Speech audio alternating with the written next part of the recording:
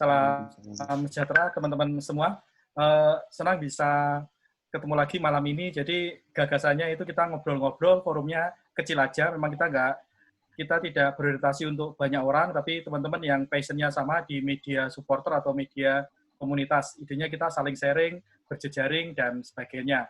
Nanti terima kasih pada Mas Kunto Wiyuga, salah satu founder Simamaung yang sudah berkenan untuk berbagi di kesempatan berbahagia di malam ini. Dalam suasana Idul Fitri, saya mengaturkan selamat dari Idul Fitri, mohon maaf lahir dan batin gitu. Jadi teman-teman, flow kita nanti kita diskusi aja, nyantai. Mas juga akan mengawali, kemudian langsung sesi tanya jawab. Nanti sesi tanya jawabnya tidak melalui moderator, nggak apa-apa, langsung aja interaktif gitu, langsung aja interaktif. Tapi mungkin biar lebih enak, teman-teman bisa nulis di chat duluan kalau mau tanya dan sebagainya gitu. Jadi biar unmute-nya rapi gitu, unmute-nya rapi atau raise hand di menu chatnya gitu. Jadi biar flow kita bisa lebih rapi. Nah, nanti Mas Iwi akan membantu kita untuk merekam. Rencananya sih mau diupload di YouTube jika informasinya on record gitu. Tapi kalau misalnya ada informasi yang off the record, nanti sebut aja informasi off the record. Mas Iwi akan mengedit yang di off the record-nya itu. Begitu kan kepada Mas Yuga, kesempatan kami silakan. Monggo Mas Yuga. Terima kasih teman-teman buat kesempatan yang luar biasa ini. Senang sekali bisa sharing. Semoga kita semua diberi kesehatan di masa yang sedang sangat-sangat menantang ini ya. Oke, untuk mempersingkat waktu dan kita bisa lebih banyak diskusi, saya coba sharing saja. Saya tidak menyiapkan banyak materi, jadi lebih banyak tanya jawab, nanti akan lebih menyenangkan mungkin kalau teman-teman ingin menggali apapun yang teman-teman coba harapkan bisa digali dari saya ya, dan kami mungkin di Simamaung. Cerita dulu sedikit, ya mungkin kalau secara media, resminya kita di 2009, dihitung dari umur domain. Soalnya kita semua lupa kapan tepatnya ini berdiri ya. Waktu itu belum istilahnya belum cukup teratur gitu. Waktu awal-awal itu kami terpecah lumayan jauh gitu ya. Ada yang di Bandung, web dev kami bahkan lagi ada di Arab waktu itu, Kang Heavy Fauzan. Kemudian cukup banyak juga teman-teman kontributor. Nah, di era itu kalau mungkin teman-teman lihat di media Bandung pun yang digital, waktu itu eranya masih ambil gambar, ambil berita dari media mainstream lokal ya, dari PR, dari Galamedia, dari Tribun, lalu akhirnya di post lagi. Yang waktu itu teman-teman Simamaung lakukan adalah lumayan berani untuk keluar dari mainstream itu untuk kita mengupdate sendiri beritanya, menulis sendiri, kemudian ada reporter yang turun ke lapangan, ada fotografer yang turun ke lapangan juga. Jadi mungkin kalau akhirnya dirunut ke belakang itu sebenarnya tim supportnya itu lumayan banyak gitu. Dalam arti kita waktu itu hitungannya belum sampai ke karyawan dan lain-lain gitu. Lebih ke simpatisan yang ketika ada liputan di Kalimantan, boleh deh sama saya, kami bantu gitu istilahnya. Nah itu yang kita coba kolaborasikan di awal. Nah waktu itu juga cukup besar karena era-era awalnya Twitter ya, di 2009, 2010 lah, itu mulai Twitter mulai gede di sana dan itu sangat-sangat membantu bagaimana medianya mulai bisa terpopulerkan dengan baik. Nah, waktu itu kita kalau bicara langsung ke model bisnis atau model usaha, jujur nggak atau belum kepikiran apa-apa ya. Yang penting bisa liputan.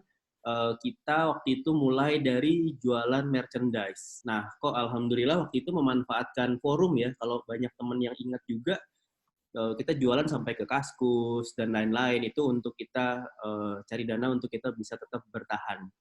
Nah, kita mulai terbentuk karakternya itu boleh kami bilang malahan baru di tahun 2013-an gitu ya. Di sini kita sudah mulai punya tim grafis yang khusus, jadi terlepas dari tim yang turun ke lapangan, ada tim grafis khusus yang menggarap untuk medianya, khususnya untuk media sosial. Lalu kemudian mulai era liputan video waktu itu. Waktu itu masih boleh ya dapat gambar, kita ngambil gambar di Tribun, kemudian dipublikasikan itu masih boleh. Tapi kemudian sudah masuk ke mungkin pasca 2015 ya, MTech dan lain-lain masuk, itu mereka mulai menjaga courtesy image videonya, jadi akhirnya sudah mulai nggak boleh tuh ada liputan video terkait pertandingan. Nah, di sini kami secara bisnis pun mulai mengevaluasi nih, karena kita mulai berani untuk punya karyawan lebih dari sekedar yang istilahnya liputan.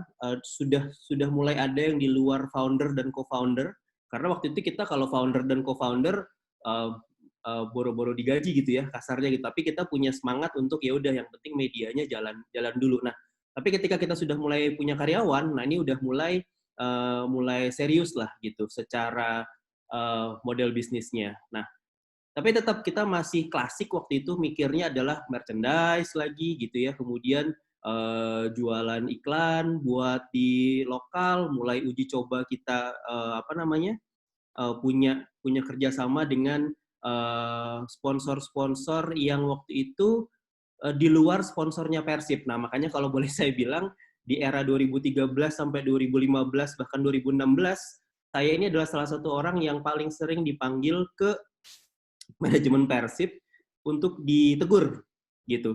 Karena waktu itu prinsip kami adalah, oh, kalau misalnya Indosat jadi sponsornya Persib, ya udah kami tidak akan ganggu, gitu. Kami akan jalan ke Telkomsel. Jadi cari kompetitornya. Waktu itu seperti itu prinsipnya gitu loh istilahnya. Jadi makanya siapapun Persib punya sponsor, kami coba dekati yang kompetitornya. Nah, ternyata ini kita dimarahin terus gitu. Karena ternyata waktu itu Persib mulai memproteksi image, memproteksi logo mereka dan lain-lain. Jadi sudah mulai di Persib sudah masuk ke era PT ya waktu itu gitu istilahnya. Nah, jadi saya cukup sering dimarahi gitu ya, karena regulasi terkait ini pun sebenarnya tidak pernah jelas gitu.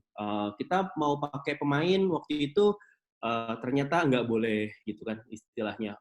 Foto doang sama Kim, foto sama Atep, megang sesuatu, begitu kami yang posting, kami kena marah gitu. Nggak boleh dipanggil gitu ya, kita istilahnya seperti itu. Tapi ketika kita ngelihat di postingan lainnya, pemain-pemain itu posting dia sedang foto dengan brand clothing apapun, tidak ada teguran gitu loh. Jadi waktu itu kita ngerasa bahwa mungkin karena di era itu Sima Maung relatif lebih besar dibandingkan media ofisial, jadi mereka mulai merasa terganggu. Nah, tapi ya namanya juga dinamika ya, dan kami juga butuh untuk berkembang terus. Ya udah, kita challenge terus, apa sih yang boleh, apa sih yang nggak boleh, dan lain-lainnya. Nah, di era 2016 sampai sekarang mungkin di sini kita boleh bilang kami mulai settle sebuah positioning baru. Tapi secara media kita melihat bahwa ada banyak disrupsi terhadap website, terhadap media sosial yang klasik gitu ya. Kayak Twitter sekarang kemana sih arahnya gitu. Facebook, kalau boleh dibilang Facebook kami udah lumayan stagnan nih. Di 390.000 sekian, itu udah berlangsung selama beberapa tahun, udah nggak ada growth sama sekali gitu. Nah, banyak disrupsi. Jadi era digital pun ada disrupsinya gitu. Jadi kalau dulu orang bilang bahwa oh pindah nih dari media konvensional ke media digital, itu 2009 sebenarnya. Nah, sekarang sudah 10 tahun, akhirnya media digital pun mengalami masa di mana digital itu menjadi sebuah media yang konvensional. Website itu konvensional, Twitter konvensional, Instagram konvensional istilahnya ya. Mulai kita terdisrupsi gitu. Makanya kita waktu era disrupsi ini mulai datang, kita mulai coba mengadaptasi gitu. Apa aja sih kebutuhan audiens yang tetap harus kita bisa kejar sesuai dengan kemampuan kita. Misalnya podcast gitu istilahnya. Perlu nggak sih sebenarnya sebuah media supporter atau media komunitas itu untuk punya podcast gitu misalnya. Balik lagi, ini nanti kita akan lihat bagaimana kebutuhan si medianya sendiri juga. Nah, tapi intinya adalah kami mengalami disrupsi gitu. Jadi makanya kita tetap perlu berkembang, tetap perlu mencoba merambah ke platform-platform baru. Nah, secara bisnis atau secara perusahaan medianya kita bergerak ke arah creative sport agency. Nah, ini yang akhirnya sekarang kita ada di posisi ini seperti itu. Nah, ini dari 2009 sampai 2020 beberapa era yang kita alami baik sebagai media maupun sebagai bisnisnya gitu istilahnya. Nah, kalau saya sih sebenarnya prinsipnya adalah ini dulu ya, bagaimana kita mencoba untuk membedah potensi yang ada di dalam kita, internal dan potensi untuk eksternal. Mungkin kalau gampangnya sih, prinsipnya agak mirip seperti yang saya sempat sharing terkait sama konten ya. Jadi kalau istilah saya namanya idea gitu, idea, identifikasi, identify, develop, engage, dan kemudian analyze. Ini proses yang tidak pernah berhenti nih teman-teman. Ada satu hal yang kadang kita lupa. Mungkin kalau saya sih boleh sharing bahwa tadi sedikit balik ke atas ya. Teman-teman mungkin ambil referensi kaminya di era post 2015 gitu. Jadi era 2009 sampai 2014 itu adalah justru era di mana kami sekolah lah gitu istilahnya, belajar gitu. Baik sebagai media maupun sebagai bisnis media gitu. Jadi ini yang akhirnya menjadi pembelajaran buat kami adalah ini gitu loh. Kalau disarikan menjadi ini, identifikasi tim sendiri seperti apa. Saya berapa orang sih di dalam tim, bagaimana sih komitmen mereka gitu ya. Apakah semuanya levelnya sama nih, founder, co-founder gitu istilahnya. Kemudian ada nggak ya struktur di dalam tim media saya gitu. Oh ada nih alur kerjanya seperti ini dan lain-lain gitu ya. Apa sih yang kita punya mulai dari tim, alat kita punya apa, kemudian siapa saja yang bisa jadi rekanan dan lain-lain gitu ya. Ini proses identifikasi ini salah satu yang paling krusial sebenarnya, yang cukup sering dilupakan ketika kita membangun sebuah media gitu. Bagaimana kita seharusnya menghabiskan waktu cukup banyak lebih diidentifikasi dulu, baru kemudian masuk ke tahap develop idenya gitu loh, develop produknya, develop kontennya gitu loh. Karena develop konten, saya yakin sih teman-teman semua punya kreativitas yang luar biasa gitu. Nah, tapi pertanyaannya adalah ketika kita engage dengan konten itu, kita post media kita mulai publish media kita analyze nggak gitu?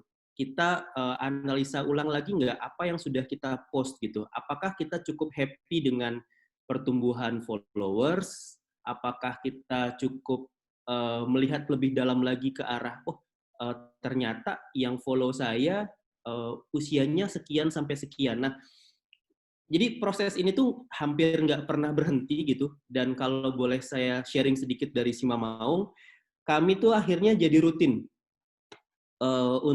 untuk membahas ini gitu. Content planning, kemudian ada apa saja nih di depan, apa saja yang jadi kendala kita dan lain-lain gitu ya. Nah, ini yang akhirnya tadi di dalam ini di proses identifikasi ini yang akhirnya cukup lama gitu loh. Bahkan ketika di masa pandemi sekarang pun kita tetap seperti ini gitu, mengoptimalkan online meeting dan lain-lain, tapi tetap nih brainstorming untuk mengidentifikasi apa saja potensinya, apa saja yang bisa kita garap, gimana sih audiens kita dan lain-lain gitu. Nah, kalau di kami itu ada, mungkin Ripan ya, ada di grup ya. Buat kami punya semacam dalam tanda kutip seperti standar audiens. Standar audiens kami itu kita bilangnya di Ripan gitu. Ketika Ripan bilang ini menarik, ini oke, lalu kemudian kita mulai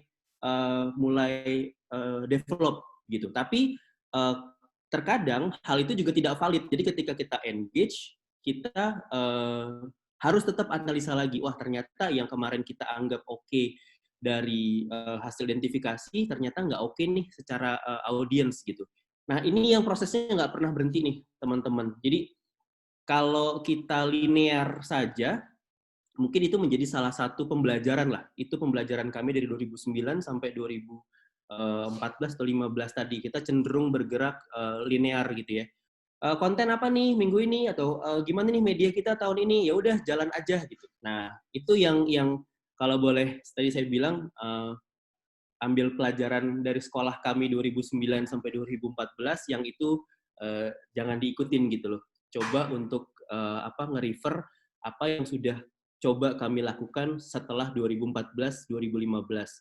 Prosesnya adalah ini yang saya sharing, idea ini: identify, develop, engage, kemudian analyze. Ini hampir nggak pernah berhenti kok gitu loh. Dan ini terjadi baik di konten yang sifatnya reguler, konten yang sifatnya spesial, ulang tahun klub, ulang tahun supporter, dan lain-lain, sampai ke produk gitu istilahnya. Produk terkait merchandise, produk terkait media baru yang kita develop, dan lain-lain. Ini kita selalu melewati proses ini gitu. Jadi ada sebuah dinamika di mana semua tim itu terlibat.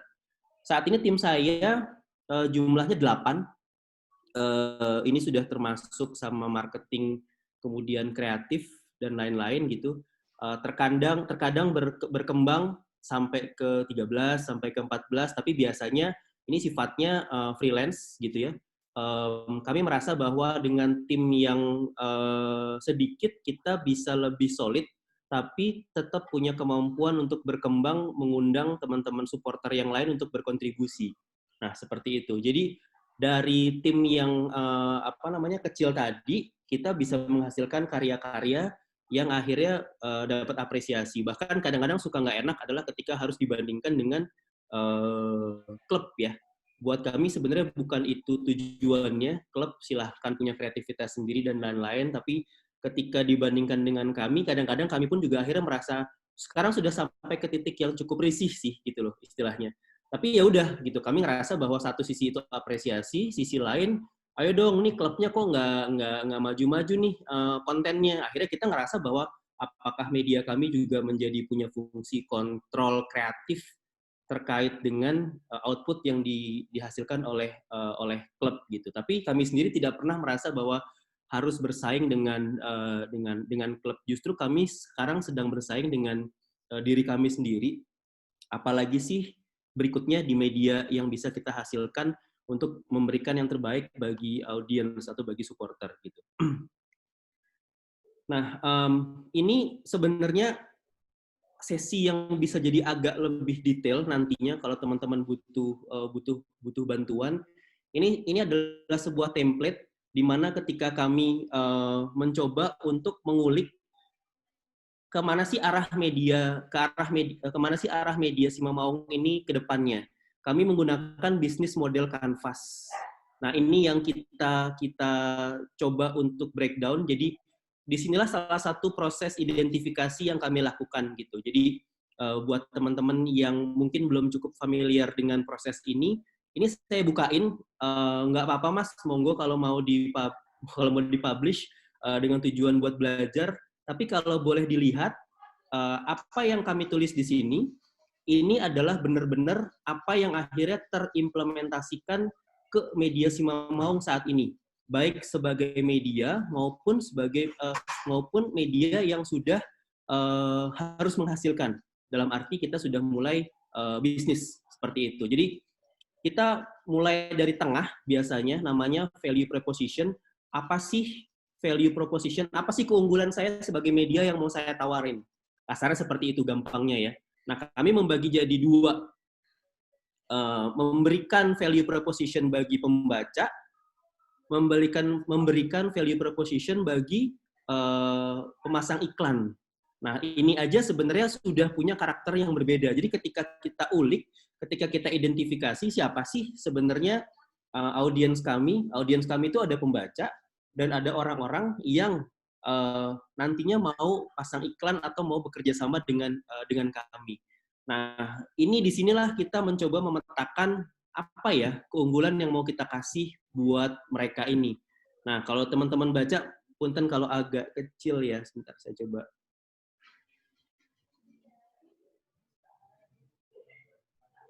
Mas.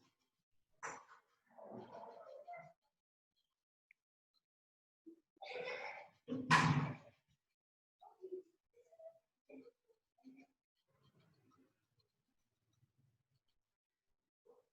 udah lebih detail ya, lebih jelas ya. Nah, ini yang tadi kita bilang identifikasi. Apa sih yang mau kita kasih buat pembaca? Kami merasa bahwa kami bisa provide kebaruan yang cukup bersaing dengan media lainnya. Kami punya nilai kompetensi. Artinya gini, satu hal yang membedakan Simamaung dari teman-teman media digital lainnya adalah terkait kompetensi ini gitu loh. Kompetensi maksudnya gini, ada sebuah pameo yang keluar di audiens, yaitu kalau belum dipublish Simamaung, itu berarti belum resmi. Nah, sampai ke titik itu kami harus mempertahankan itu. Artinya apa? Artinya kami tidak memberitakan gosip. Gitu. Jadi, ketika masih di awang-awang, ada pemain mau bergabung, teman-teman ada yang, gimana nih Lur? Lagi main ke Bandung nih, ambil jangan gitu istilahnya. Nah, walaupun itu engagement-nya tinggi, tapi tidak sejalan dengan value-nya Simamaung terkait kompetensi. Makanya kami nggak ambil konten-konten seperti itu. Jadi resikonya apa ya? Resikonya engagement kami di ketika masa perburuan pemain, engagement kami relatif lebih rendah dibandingkan teman-teman media digital lain, khususnya yang berbasis Instagram atau Twitter waktu itu, karena mereka bisa lebih cepat dan lebih bisa engage dengan memancing gitu ya, seperti itu. Nah, tapi buat kami harga untuk kami bermain di ranah gosip itu sangat mahal. Harganya yaitu kompetensi. Jadi itu yang akhirnya kami siap untuk bayar, bahwa kami tidak akan memberitakan yang sifatnya masih sangat gosip atau tidak pasti gitu. Value lainnya adalah desain, kemudian inovatif dan interaktif. Ini yang akhirnya selalu coba kami berikan bagi pembaca.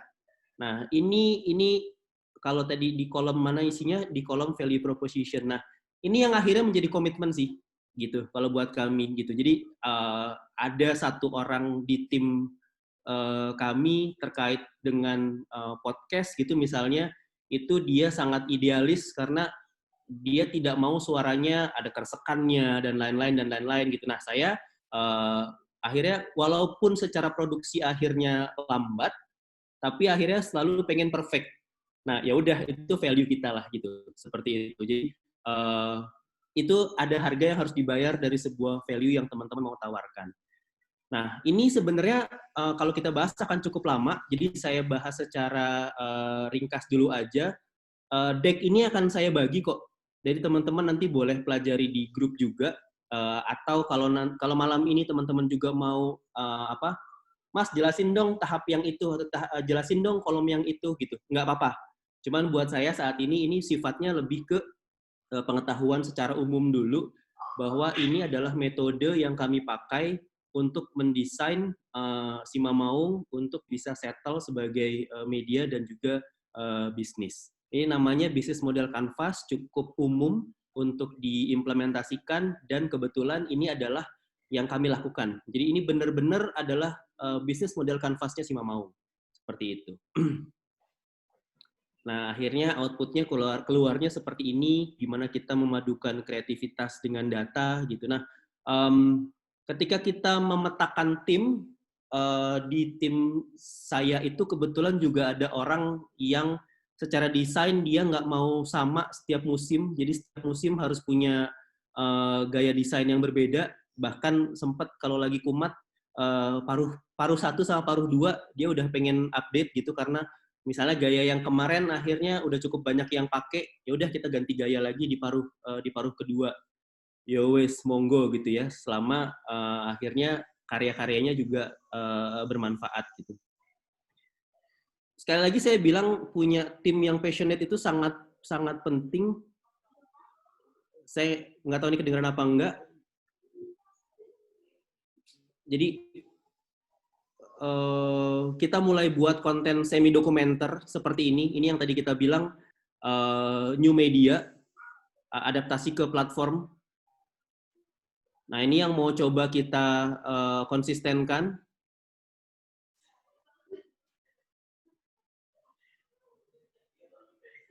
Konten-konten seperti ini yang mungkin kalau buat saya value-nya adalah ya tim gitu. Saya punya tim yang mengerjakan segala sesuatunya dengan sangat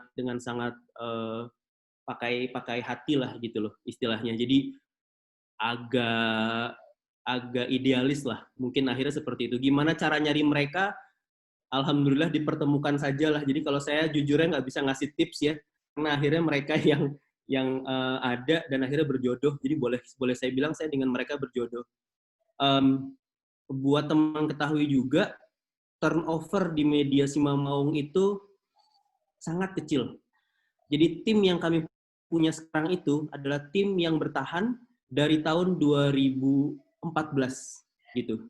Tidak ada yang resign sampai sekarang. Ini buat saya pribadi sesuatu yang saya syukuri, artinya sesuatu yang oke, mereka udah paham banget sama Simamaung. Tapi bagi saya sebagai leader akhirnya punya sebuah tanggung jawab. Kalian betah-betah banget sih di perusahaan ini, sementara kita ya balik lagi ya, secara perusahaan belum menjadi sebuah perusahaan yang spektakuler lah, artinya saya belum bisa memberikan yang luar biasa bagi mereka secara penghasilan, tapi mungkin yang mereka cari mereka temukan ada di sini gitu loh. Jadi balik lagi, saya punya tim ini sudah ada sejak tahun 2014 ya. Alhamdulillah sampai sekarang belum ada yang resign gitu. Semoga nggak ada dan semoga bisa bertahan setelah melewati masa ini. Konsistensi menjadi cukup penting, baik konsistensi secara desain, tampilan, maupun frekuensi ya gitu. Kita mencoba untuk mempertahankan, misalnya sehari kita posting 1 gitu untuk video. Nah itu yang coba untuk kita jaga gitu. Nah kebetulan kalau secara tampilan kami juga coba untuk pertahankan di sana. Tantangan buat kami adalah sama nih lagi-lagi gitu ya. Kebetulan kalau di YouTube kan kita juga bisa punya AdSense. Saya tidak menyalahkan teman-teman, bukan tidak menyalahkan ya. Kita bisa jadi punya mazhab yang berbeda terkait cara memilih judul. Itu aja sih. Kebetulan cara kami memilih judul seperti ini. Gitu. Ada teman-teman lain yang memilih judul yang cukup provokatif, tapi kalau buat kami akhirnya tidak cocok. Tidak cocok bukan berarti bahwa audiensnya tidak menerima, tapi lebih ke, ya tadi saya bilang, di tim saya punya idealisme yang, aduh Pak, enggak deh, daripada judulnya kayak gitu, mendingan nggak usah posting. Nah, sampai kayak gitu loh istilahnya. Ya udah, oke. Ya konsekuensinya pendapatan kita secara AdSense tidak sangat spektakuler juga, tapi oke. Ada value lain lah yang akhirnya kita coba untuk dapatkan dari sini. Ini inovasi, jangan berhenti teman-teman. Ini kita sempat menerbitkan media cetak juga, ini di awal 2019 kalau nggak salah. Boleh dibilang ini kalau secara grafis, tampilan, dan lain-lain oke, tapi ternyata effortnya besar gitu ya. Jadi akhirnya tadi kita bilang idea, identify, develop, engage, kita publish, kemudian kita analisa nih. Wah, ternyata dengan tim yang ada dan kemudian dengan effort sebesar ini nggak worth lah gitu istilahnya untuk kita keluarkan. Misalnya kita akhirnya punya model bisnis ini menjadi salah satu yang keluar sebulan sekali, misalnya seperti itu, atau ini keluar 2 bulan sekali gitu. Nah ternyata itu buat kami sampai waktu itu ini tidak cukup worth. Tapi secara inovasi, oke, ya udah kita buat dan akhirnya kita luncurkan juga. What's next? Apa selanjutnya, teman-teman? Buat kami berikutnya adalah kita sampai di era kolaborasi, di era Avenger gitu ya. Kalau sekarang pahlawan terbang-terbangan sendiri, filmnya udah nggak laku gitu. Lebih laku kalau teman-teman akhirnya ngumpul semua, banyakkan kita jadi Avenger lah gitu istilahnya. Nah, sama kebetulan kami juga berpemahaman seperti itu, istilahnya yang kebetulan ternyata ada istilahnya the future is collaboration gitu. Ini istilah dari seorang dosen juga di teknologi pangan di Pajajaran. The future is Pak Dwi Indra Purnomo yang bilang gitu ya. Nah akhirnya udah kita ternyata menuju ke sini. Jadi kalau kita berpikir bahwa the future is ternyata future come sooner gitu ya, sekarang gitu ya. Jadi the present is collaboration. Ini kita mulai menjajaki untuk berkolaborasi dengan teman-teman di brand lokal gitu istilahnya. Yang kiri itu sudah rilis es kopi Maung, yang lainnya kami sedang menunggu potensi-potensi kerjasama lainnya. Jadi kami merasa bahwa tadi kita punya model bisnis pasang iklan atau paid promote. Nah, di era seperti ini tentunya berat bagi brand untuk pasang iklan lah seperti itu ya. Tapi kalau diajak berkolaborasi, di mana kita bisnisnya bisa berbasis pada performa, artinya kalau produknya laku kita dapetin revenue sharing, kalau nggak laku ya oke, investasinya berarti kita sudah bantu mereka promosi seperti itu. Nah, kami merasa bahwa ini adalah future. Ini mungkin bukan hanya terkait bisnis, tapi juga terkait konten nantinya. Kami merasa bahwa konten kolaborasi itu akan menjadi cukup penting gitu ya. Dan ini kalau saya sih sempat ngobrol dengan Viola juga gitu loh istilahnya. Ya, sepertinya memang arahnya ke sana ya, ke arah kolaborasi gitu loh. Nah, teman-teman saat ini sudah ada 30 lebih media, 40 lebih orang yang ada di dalam forum ini, apa nih yang akhirnya bisa dikolaborasikan gitu loh. Kami dari Simamaung sangat terbuka, dan ya tentunya bentuk kolaborasi itu lagi-lagi tidak selalu terkait sama bisnis, bisa terkait co-creation content, bisa juga terkait ya seperti ini, kita sama-sama belajar gitu, yang akhirnya ujung-ujungnya kita bisa meraih sesuatu yang lebih baik bagi kedua belah pihak gitu loh istilahnya. Nah, ini buat kami adalah future yang sedang kami coba kejar sekarang. Ini inisiatif ini baru banget kami rilis kalau nggak salah 2 hari yang lalu ya. 2 hari yang lalu, dan sekarang tuh sudah ada lebih dari 30 brand yang mengajukan untuk kolaborasi. Nah, di batch 1 ini kami akan batasi dulu supaya bisa fokus ke brand-brand yang kami bantu untuk kita buatkan produk kolaborasinya. Seperti itu, teman-teman. Nanti sebenarnya di belakang saya punya beberapa studi kasus yang kita bikinkan, artinya ketika kita mulai bergeser menjadi kreatif sport agency, konsekuensinya memang cukup banyak. Ya, kami juga jadi buat konten buat Inter Milan waktu itu seperti ini. Ini kita nurunin tim produksi ketika Zanetti sehari datang ke Indonesia. Kontennya dipublish di Inter Milan waktu itu.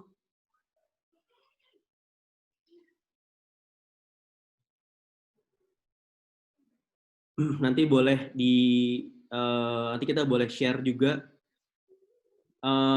Kami mengelola ini juga sejak Asian Games, tim Indonesia, produksi kontennya, kemudian engagementnya waktu itu, kemudian Asian Para Games, ini juga sama, kami kelola kontennya, produksinya.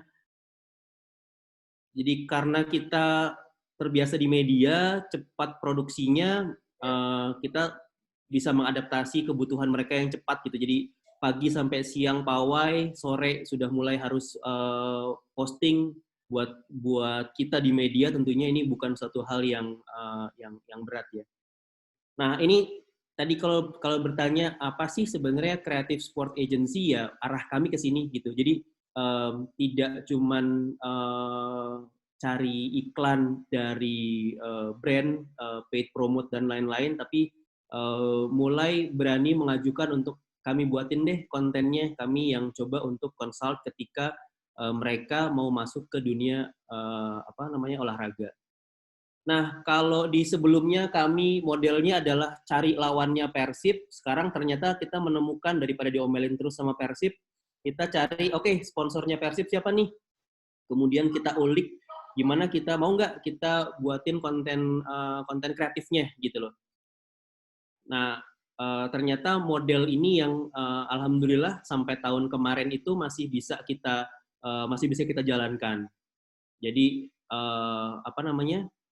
kita bantu brand sponsor brand sponsornya Persib untuk buat konten yang relevan dengan produk mereka. Seperti ini. Ini yang di luar sponsor. Dulu sempat jadi sponsornya Persib, tapi uniknya adalah ketika dia udah nggak jadi sponsor Persib, ternyata masih jalan terus nih sama kami sampai sekarang. Ini sponsor terlama nih. Ini berarti mulai dari tahun 2011 atau 2012. Berarti udah 8 tahun nih barengan sama kami. Ini Pos Indonesia, dan ini konten yang waktu itu kontroversial. Ternyata nggak boleh untuk foto Kim, walaupun cuman untuk konten seperti ini saja. Ini yang tadi saya bilang, di era ini saya bolak-balik dimarahin ditegur lah sama manajemen Persib. Tapi ya prinsipnya mungkin lebih baik minta maaf daripada minta izin ya. Buat saya waktu itu gitu istilahnya. Jadi akhirnya kita tetap jalan. Begitu mungkin teman-teman sharing saya terkait Simamaung singkatnya. Monggo kalau ada pertanyaan. Yuk, terima kasih Mas Yoga, luar biasa. Kita mulai sesi tanya jawab biar flow-nya enak gitu. Silakan teman-teman raise hand atau nulis di menu chat ya. Antri untuk bertanya. Ini udah ada Mas Irfan dari Balikpapan Football. Monggo Mas, kesempatan pertama kepada Mas Irfan dari seberang pulau. Silakan di unmute sendiri yang kebagian.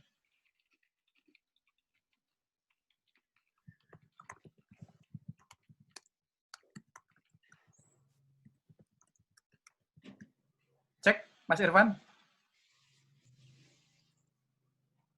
Halo, cek.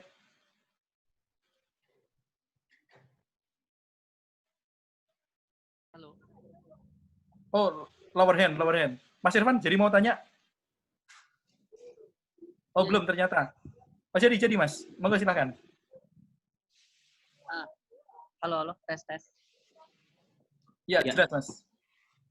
Oh ya. Selamat malam. Malam Mas. Ya. Jadi gini. Sebelumnya kan saya juga sering tuh mantau akun Simamaung. Kebetulan juga ada teman dari salah satu komunitas Liverpool juga di salah satu tim Simamaung, si Mas Robi. Jadi sering mantengin tuh. Ya. Ya. Memang sih salah satu yang paling menunjang di medianya Simamaung kan terlihat dari grafis sama videonya. Yang mau saya tanya sih satu, untuk pengumpulan data-data itu dari mana Mas ya? Kalau bisa dapat semua kayak gitu, bisa dapat teleskop dari awal Persib, terus juga dapat dari data-data statistik apa segala. Ya. Itu sih yang sangat menginspirasi sih buat saya sama teman-teman di Balkon Football. Pengen buat kayak gitu tapi belum kesampaian karena masih ngumpulin data yang lumayan sedikit sih kalau untuk dari kami di Balikpapan untuk data-datanya. Ya, siap. Mungkin itu aja dulu sih Mas pertanyaannya. Ya.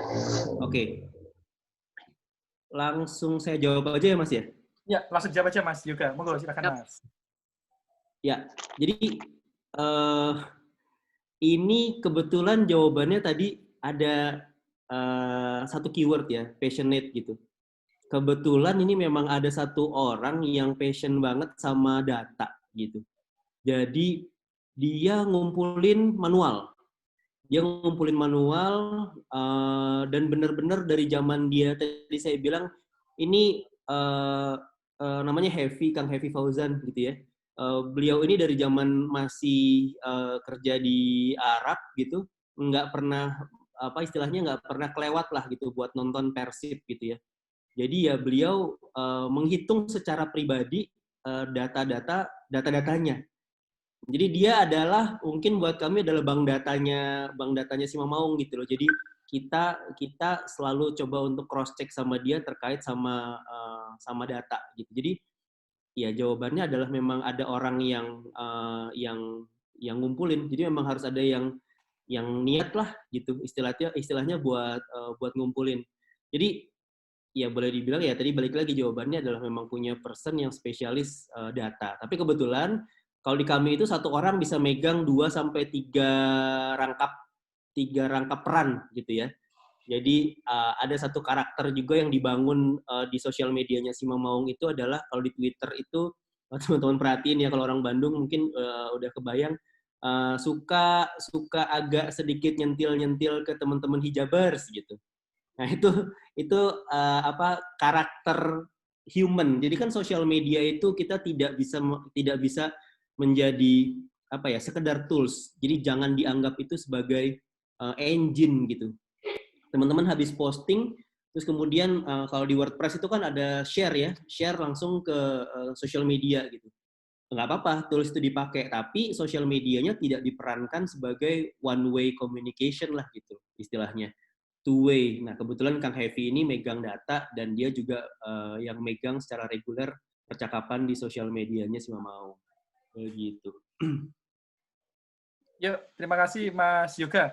Selanjutnya di menu chat ada Coach Donsel. Monggo Mas, silakan Mas. Halo, selamat malam semuanya, Pak Yoga, juga teman-teman semua. Perkenalkan saya Doni Zola, Donzol. Ini terkait dengan media di masa pandemi nih Pak. Kebetulan saya juga mengelola media, tapi mungkin bukan sepak bola, lebih ke futsal. Yang pasti sih orang-orangnya udah tinggal berdua aja nih sekarang nih saya nih. Bertiga. Karena memang tadinya mereka itu ngumpul di Jakarta semua. Saya tempatkan di satu tempat. Tapi mengingat Jakarta adalah kota yang paling banyak bahayanya gitu, artinya orang terpapar COVID, ya udah saya pulangin sebelum puasa kemarin. Nah, saya jujur saya kesulitan, terutama tentu nggak ada berita yang update ya. Mungkin sama lah teman-teman sepak bola juga akhirnya cuma 1 years ago, 2 tahun yang lalu terjadi seperti ini, akhirnya cuma flashback aja gitu. Nah, kalau dari si Mamaung sendiri Pak, saya udah lihat sih sebetulnya postingannya ada kreativitas lain. Yang menarik tuh saya justru bidang usaha lain. Artinya kegiatan-kegiatan lain yang justru menghasilkan, atau mungkin kreativitas teman-teman, contoh kayak bikin kemarin Pak Yoga sama teman-teman dari Borneo seperti itu. Jadi mungkin ada saran nggak sih Pak? Artinya buat kita nih komunitas media di saat masa pandemi ini, apa aja sih sumber-sumber mata pencarian lain yang bisa kita lakukan untuk bisa mempertahankan media kita itu? Itu aja, terima kasih. Siap, Coach. Oke, izin jawab ya kalau gitu. Jadi balik lagi gitu, kalau buat kami periode ini adalah periode yang sangat berat ya.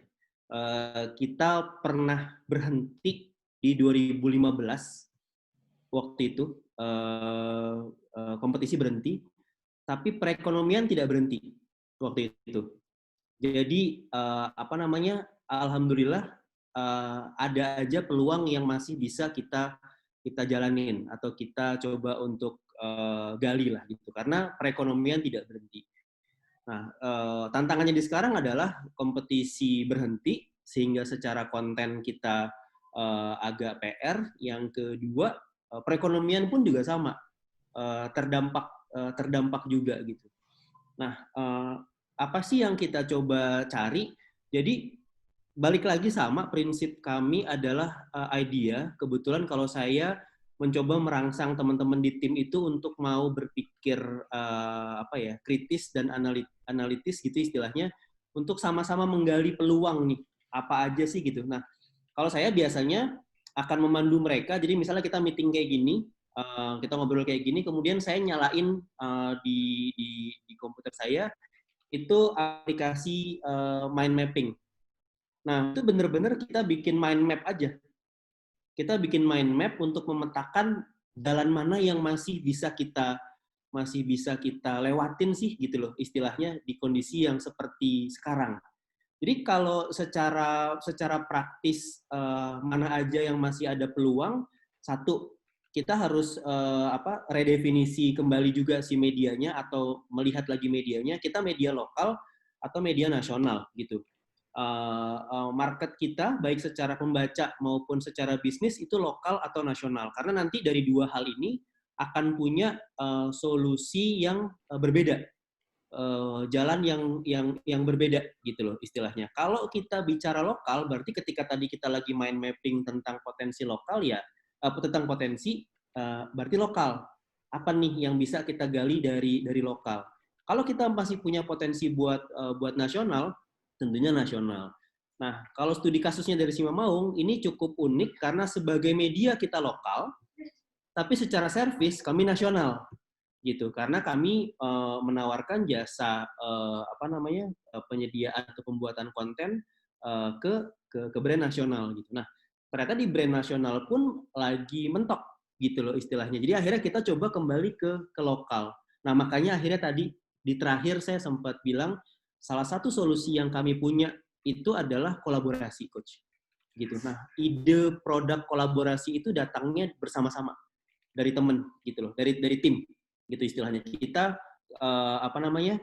melihat bahwa ketika sebuah ide atau konsep itu dibangun bareng-bareng dari tim, jadi saya sangat jarang top down, saya mendikte sesuatu gitu ya, tapi kita melemparkan isu, kemudian kita bahas bareng-bareng di tim, sehingga akhirnya terasa bahwa setiap konsep itu owned by tim. Nah, saat ini sih saya boleh bilang bahwa kami lagi punya jalan di kolaborasi. Tapi apakah ini satu-satunya jalan? Atau apakah ini akan berjalan? Jujurnya kita belum tahu, Coach. Tapi balik lagi nih, identifikasi sudah, sekarang kami sedang dalam tahap develop. Gitu. Nanti kita akan lihat di tahap engage. Baru kemudian kita analisa kembali. Seperti itu. Apakah produk kolaborasi ini akan cukup sukses atau enggak? Secara matematika, ini potensial bagi kami untuk selamat di periode sekarang. Gitu. Salah satu harapannya adalah ya tentunya balik lagi ya, kita dilemanya adalah kita di industri ini tentunya cukup dekat dengan harapan bahwa liga akan kembali bergulir, sehingga beberapa potensi yang biasanya juga datang itu akan datang juga gitu loh istilahnya. Tapi di sisi lain kita tentunya juga sangat berharap protokol keselamatan baik untuk pemain, khususnya buat pemain yang bermain ya, jangan sampai terabaikan lah gitu loh istilahnya. Nah, dilemanya di situ. Tapi daripada menunggu liga jalan, kami mencoba untuk berinisiatif dengan kolaborasi. So far sih itu yang kami jalankan. Oke. Ya, terima kasih Mas Yoga. Ini antri bertanya dari Mas Geri, Mas Arista, kemudian Mbak Viola, secara tertulis yang saya sampaikan, kemudian Mas Irfan. Monggo Mas langsung dua-dua aja ya biar cepat, Mas, biar lebih enak maksud saya. Mas Geri dan Mas Arista. Monggo silakan Mas Geri dan Mas Arista. Saling oper-operan dulu. Malam Pak Yoga. Selamat malam, akhirnya ketemu ya. Ya Pak, mau izin Pak, saya Geri dari PSSI.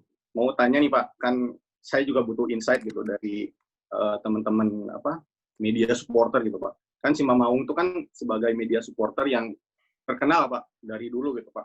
Saya kan orang Bandung juga gitu, jadi tahulah gitu. Yep. Terus kan di satu sisi juga bisa disebut juga Simamaung itu kan sebagai influencer, maksudnya setengah bagian dari mereka adalah bagian dari supporter, tapi satu sisi juga representasi dari klub yang maksudnya bisa dipercaya oleh supporter karena punya banyak pengetahuan lebih dari supporter gitu, maksudnya soal klub punya banyak pengetahuan gitu.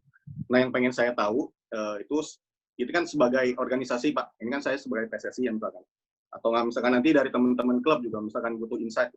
Kalau dari Pak Yoga Pak, insight-nya gimana sih cara dari organisasi atau dari klub untuk nge-approach gitu, maksudnya ngajak media klub ini berkolaborasi gitu, bareng gitu, malah jangan kayak bersinggungan gitu. Misalkan tadi Bapak sebut Persib sama Simamaung gitu. Maksudnya antara itu tuh ada kolaborasi gitu. Nah, saya butuh insight itu gitu Pak. Maksudnya kan sekarang kan udah zaman digital banget ya Pak. Sekarang tuh bahkan udah ada influencer marketing dan mungkin Simamaung itu adalah influencer untuk supporter atau maksudnya consumer dari atau ya fans dari Persib Bandung ya Pak. Nah, saya butuh insight soal itu aja sih, Pak. Kayak gitu. Siap. Yuk, Mas, Ambil sekalian Mas Arista ya. Mas Arista, moga Mas Arista. Ya, malam Mas Yoga. Malam Mas. Aku mau nanya soal konten yang di Simamong itu kan tadi ada identify, develop, engage, sama analyze ya. Nah, misalnya konten yang works itu apakah bakal diulang lagi, dan kalaupun diulang itu sampai berapa kali? Dan misalnya konten tidak work itu apa juga akan diulang untuk mencari, oh ini nggak worknya kenapa, terus dimodif lagi atau emang ditinggalkan? Itu aja sih. Ya. Oke, siap. Oh, Saya Mas mulai Yoga, dari feedback, Mas. ya, siap. Saya mulai dari Mas Gary dulu ya. Ini tricky, tricky dalam arti gini, bukan menjebak ya, tapi memang bagaimana akhirnya menciptakan sinergi antara boleh kita bilang sebagai regulator resmi gitu ya, dengan media yang mengitarinya. Nah, inisiasinya ini yang sebenarnya kita lihat mungkin belum ada gitu.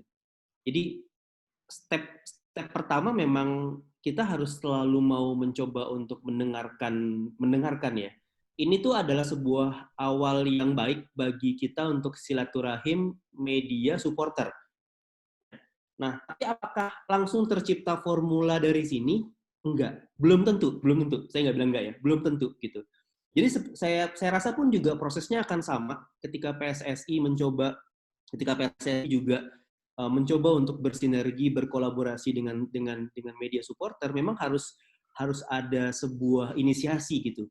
Nah, inisiasi ini yang kemudian akhirnya, kalau buat saya lagi-lagi ya, bukannya jualan konsep ya, saya nggak jualan buku juga, idea tadi gitu. Kita identifikasi lagi dulu nih, apa sih isu antara regulator dengan media supporter, ada nggak sih sebenarnya sebuah isu gitu, atau memang selama ini ternyata silaturahim itu belum terjalin karena mungkin kita nggak tahu sosok di baliknya ternyata siapa saja gitu. Tahun lalu ya Mbak Viola ya, kalau nggak salah tuh 2018 ya, operator tapi saya nggak tahu ya Mbak itu benderanya operator atau bukan, mencoba untuk bertemu dengan teman-teman media. Nah, 2018. Saya rasa ya 2018 ya. Nah, itu sebuah gestur yang sangat baik sih, saya rasa gitu. Nah, gestur ini kan boleh dibilang tidak kelihatan gitu. Artinya ketika PSSI digitalnya secara konten semakin menarik, tapi di belakang layar memang perlu juga ada sebuah aktivitas yang boleh kita bilang ya tadi nih, ngebangun silaturahimnya itu ternyata masih perlu gitu loh, cukup manual untuk dilakukan. Kalau kami dengan Persib jujurnya hikmah saya sering dipanggil dan ditegur ya, akhirnya jadi kenal. Mungkin berawal dari situ sih. Waktu itu yang sangat sering manggil saya dan menegur saya itu adalah Pak RAW, Pak Risha Adiwijaya gitu loh. Dari tahun 2015 ya hampir reguler saya diiniin sama beliau terus, tapi di situ akhirnya kita malah jadi cukup unik nih bentuk hubungannya saya dengan beliau gitu. Yaitu kita menjadi cukup sering sharing insight, Ger. Jadi saya waktu itu media digital Persib tuh belum cukup aktif seperti sekarang. Akhirnya beliau nanya gitu loh, harus ngapain lagi sih Kang? Nah, akhirnya diomelin iya, tapi ditanya insight iya juga, gitu. Jadi ya udah, selama saya bisa jawab dan ya tadi saya selalu berharap bisa ngebantu klub, ya akhirnya kita coba buat jalanin. Nah, saya ngerasa kok jalannya memang perlu agak manual ya Ger gitu. Artinya silaturahim lah, manual, tapi belum tentu harus selalu bertemu secara tatap muka, tapi ini tuh manual kalau menurut saya gitu ya. Artinya memang ternyata orang Indonesia masih perlu tatap muka gitu. Nah, itu sih yang saya rasa, karena kadang-kadang anonymity itu juga punya beberapa sisi lah gitu istilahnya. Nah, mungkin apakah Gary bisa sebagai regulator gitu ya, akan bisa menyentuh Mbah Mafia Wasit gitu misalnya ya. Ataukah memang sampai ke situ harapannya untuk bisa bersinergi berkolaborasi dengan beliau, atau memang beliau akan memposisikan diri sebagai yang akan menjadi check and balance-nya sepak bola seperti itu. Ya, itu kita juga harus apresiasi gitu sih, Gar. Oke, Mas, oke ya, Gar ya. Kita lanjut dulu ya ke Mas Arista. Content works dan konten yang nggak works. Oke. Tadi saya sempat singgung sedikit juga, Mas. Konten yang works itu biasanya akan kita pertahankan. Artinya terjadi pengulangan ya. Artinya di situ kita ada pola yang kita pertahankan. Jadi gini, biasanya sebelum musim berjalan itu tim akan uji coba beberapa template, Mas. Gitu. Yang mana ya yang akhirnya disukain atau akhirnya nggak disukain gitu, atau jenis konten mana yang akhirnya dapetin engagement cukup baik gitu ya, dapat apresiasi cukup oke. Lagi-lagi analisanya kita bisa kuantitatif. Kalau digital kita bisa lihat engagementnya, kita bisa lihat potential reach-nya dan lain-lain gitu. Nah, konten yang works akhirnya kita ulang gitu. Nah, konten yang nggak works itu sebenarnya masuk ke dalam semacam, kalau buat kami ya, masuk ke dalam semacam recycle bin, bank data lah. Kita tidak buang sepenuhnya, tapi itu kita masukkan ke dalam sebuah tempat di mana akhirnya ketika kita lagi butuh ide yang cukup cepat, itu salah satunya bisa ke sana. Nah, ini agak trik sebenarnya bagi kami. Jadi kadang-kadang ide-ide yang tidak terpakai di Simamaung itu ternyata malah oke buat brand, Mas. Nah, gitu. Karena ternyata kan karakter audiensnya bisa jadi berbeda gitu ya. Kalau di brand tadi kita bisa melihat bahwa ya sudah mereka bentuknya dalam tanda kutip marketing. Kemudian mereka mereka berharap bahwa pesannya tersampaikan, ada poin-poinnya yang disampaikan di sana. Kemudian ketika kita implementasikan pada gaya desain kita yang ternyata tidak diterima dengan baik oleh audiens, ketika dimasukkan ke brand kok malah oke. Nah, selama itu tidak diposting di media kita, gitu sih mungkin akhirnya kita pakai untuk kita posting di media mereka. Nah, ini kadang-kadang untuk solusi ketika kita butuh ide cepat aja sih, Mas. Gitu. Tapi kebanyakan dari konten yang akhirnya di masa uji coba tidak perform dengan baik, kita sendiri juga tidak pakai lagi. Gitu sih, Mas. Jadi akhirnya kita ya istilahnya kalau di digital tuh namanya A/B testing ya, A/B testing gitu. Yang mana yang work, yang mana yang enggak, yang work kita terusin. Gitu sih. Nah, kalau berapa lama? Tadi saya bilang ini tidak ada sebuah standarnya. Jadi kami akhirnya kompas desain saya adalah desainer saya. Kalau dianya sendiri bosen, akhirnya ya udah deh kita tengah musim ganti gaya. Balik lagi ya saya di perusahaan ini saya tidak menerapkan top down gitu, artinya itu adalah sebuah kesepakatan di dalam tim. Jadi saya akan sangat-sangat mempercayakan kepada tim saya terkait dengan kreatif. Seperti itu sih. Silakan. Terima kasih Mas Yoga. Selanjutnya ada pertanyaan dari Mbak Viola. Ditulis, mohon izin Mbak Viola, saya bacakan ya Mbak. Dari Mbak Viola, model relationship apa yang paling ideal antara klub dan media komunitas supporter menurut Simamaung? Mengingat klub di Indonesia suatu saat akan memperketat aset dan eksklusif. Itu dari Mbak Viola. Selanjutnya ke Mas Irfan. Monggo Mas Irfan, saya passing ke Mas Irfan ke Malang langsung. Siap. Oke, terima kasih Mas Fajar. Selamat malam Mas Yoga. Mas Irfan dari Malang, kebetulan masih berusaha untuk membagikan kembali Ang Senade yang hari ini hanya berkutat di sosial media sementara.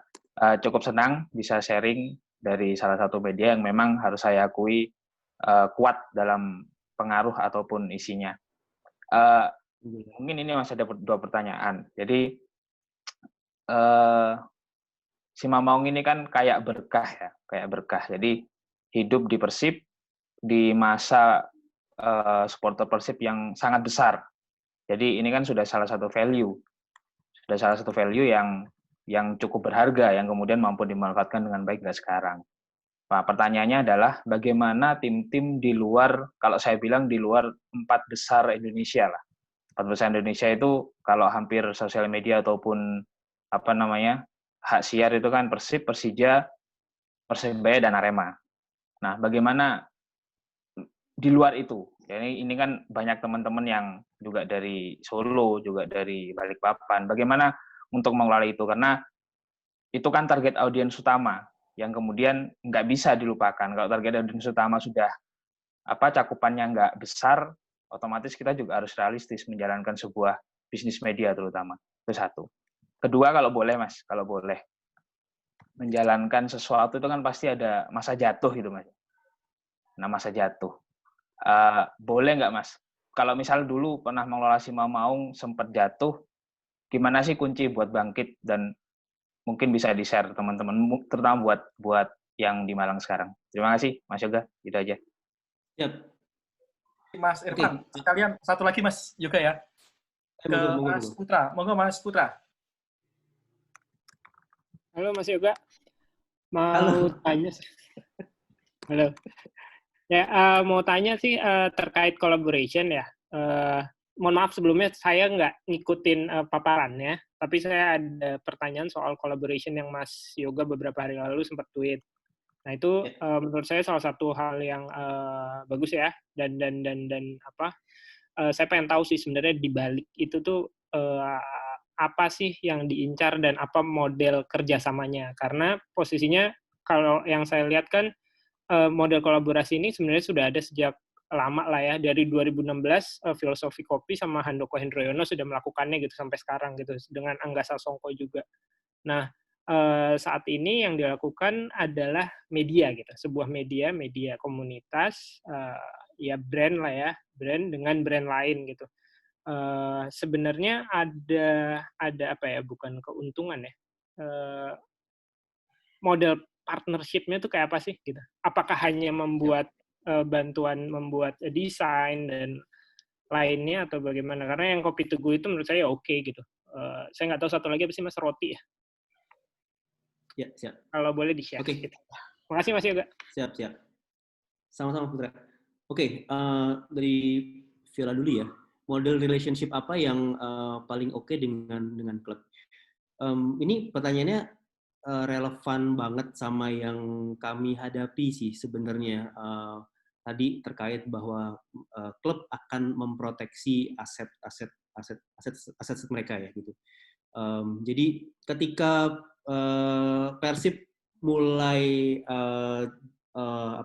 mulai rapih, kemudian mulai punya perusahaan, legalitas dan lain-lain dengan tertib, itu sebenarnya kami pun mulai ada hal-hal yang terganggu secara bisnis, terganggu dalam arti karena kita sebenarnya belum ngerti gitu. Yang pertama terkait dengan penggunaan logo, kemudian penggunaan aset itu luas ternyata menurut pengertian atau menurut penjabaran dari Persib. Jadi ya lagi karena saya sering diomelin, jadi kuliahnya berulang itu terus ya, Kang ini nggak boleh ya, ini aset kita dan lain-lain. Nah di situ saya melihat bahwa ada satu poin yang miss itu adalah edukasi dulu sih sebenarnya. Ini juga sedikit menjawab Gary tadi ya, gimana kolaborasi ya. Itu pertama terkait edukasi sih. Jadi ada baiknya memang klub pertama itu mencoba untuk mengundang. Jadi kalau menggait itu agak lewat stepnya ya, tapi pertama mengundang dulu, silaturahim dulu dengan teman-teman media gitu. Terutama mungkin media digital yang cukup cepat. Nah, di situ bisa diceritakan sebenarnya apa sih filosofinya, apa sih do's and don'ts-nya gitu. Nah, ini nih nggak pernah ada jujurnya kalau buat kami di Bandung. Saya tidak bisa mewakilkan semua klub ya gitu. Cuman kami di Bandung itu tidak ada. Sehingga ya buat buat saya waktu 2013 ke depan itu cukup banyak hal yang akhirnya ya learning by mistake gitu akhirnya.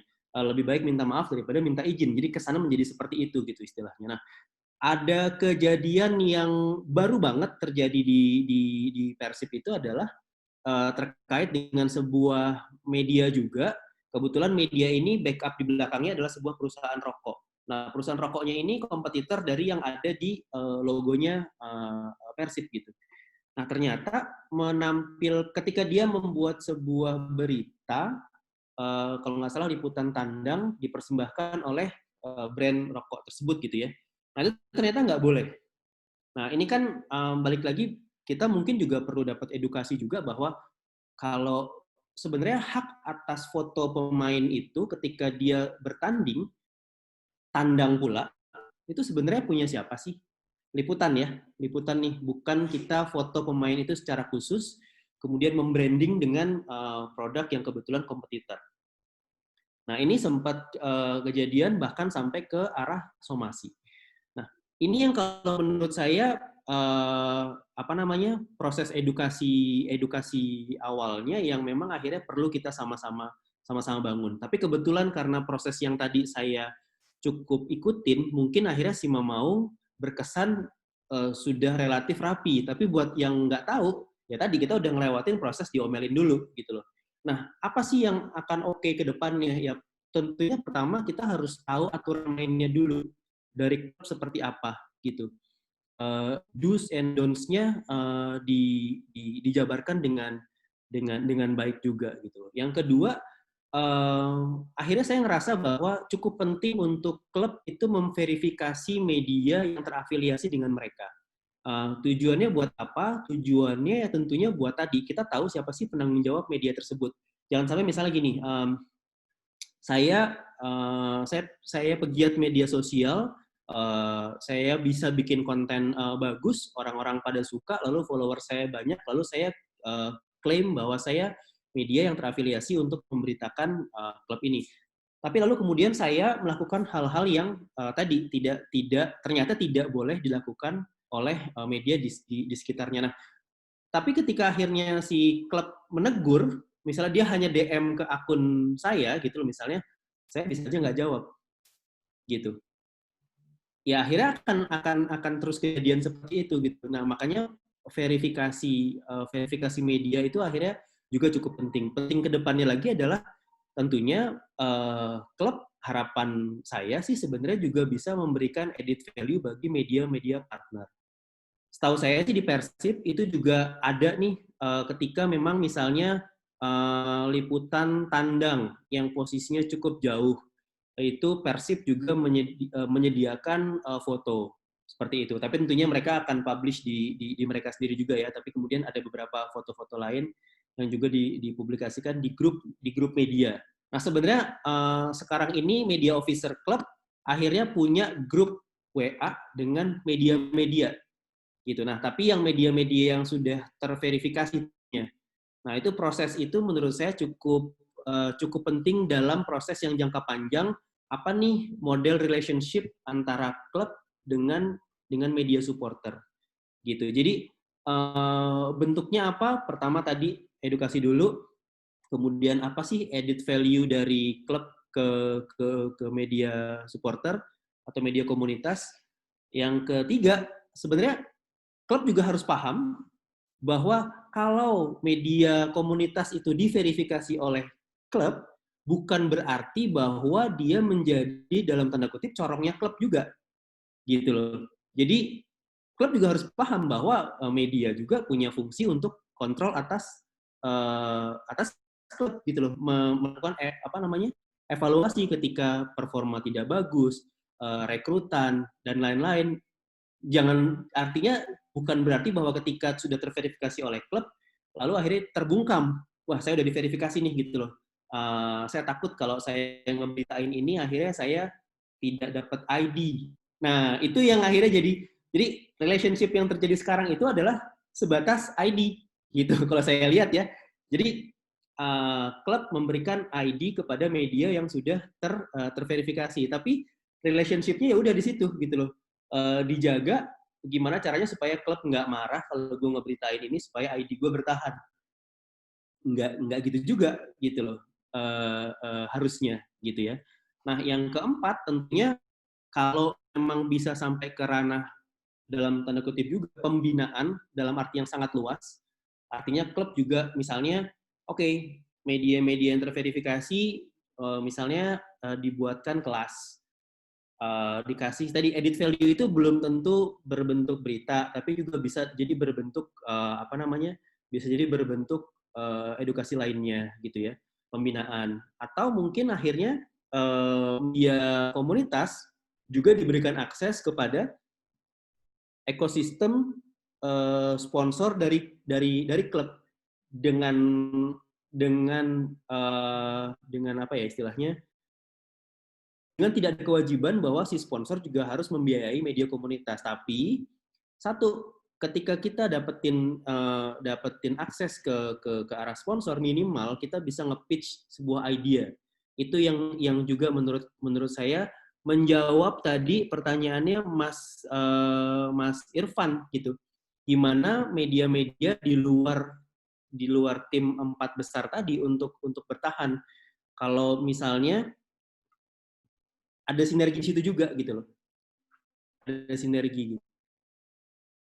Posisi yang kelima adalah ketika akhirnya media klub tidak cukup kuat, media supporter atau media komunitas itu bisa menjadi mitra sinergi untuk menjadi konten kreator. Itu sih gitu.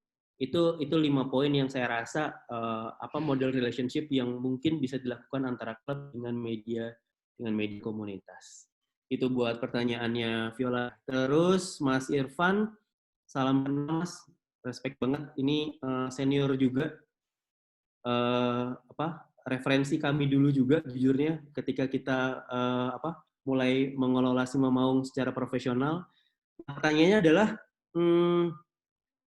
blessing in disguise sih, saya rasa Mas, bahwa kami lahir di tengah ekosistem Persib ya.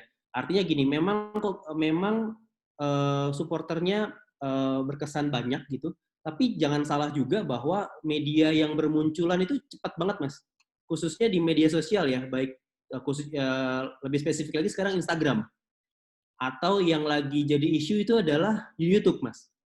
YouTube itu tiba-tiba ada orang ngeliput, nih orang dari mana ya gitu, tiba-tiba dia udah tayang di YouTube-nya, lebih cepat dari siapapun, dari Persib pun, dari kami juga, dan lain-lain. Terus kemudian karena punya strategi konten yang, judul yang akhirnya tepat dengan sasaran audiensnya dia, akhirnya dia dapat view yang sangat tinggi. Tapi kita nggak tahu nih dia siapa. Jadi kalau buat kami pribadi, kami juga lihat bahwa potensinya gede, tapi persaingan juga tinggi Mas, gitu loh di dalam sehingga akhirnya kita juga harus terus konsisten dan berinovasi. Gimana caranya supaya tim di luar 4 besar Indonesia untuk bisa bertahan?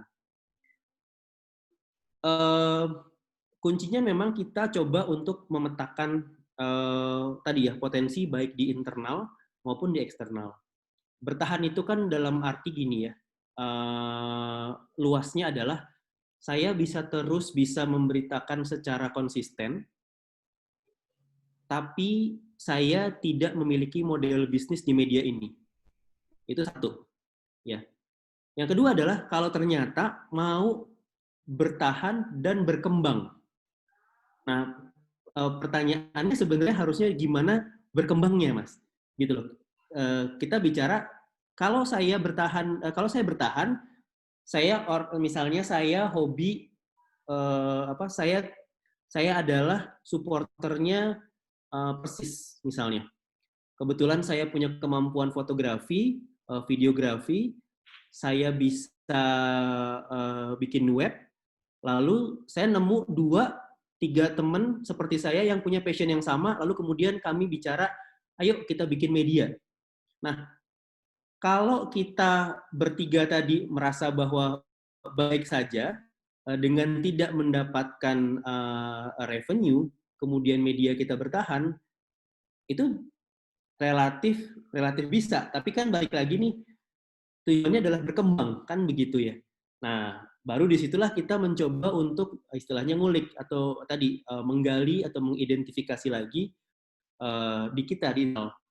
Kalau kita tidak bisa dapetin banyak dari luar, berarti mungkin kita harus bikin efektif di dalam. Berarti evaluasinya adalah berapa orang sih saya dan tim media saya, itu dulu yang kita evaluasi.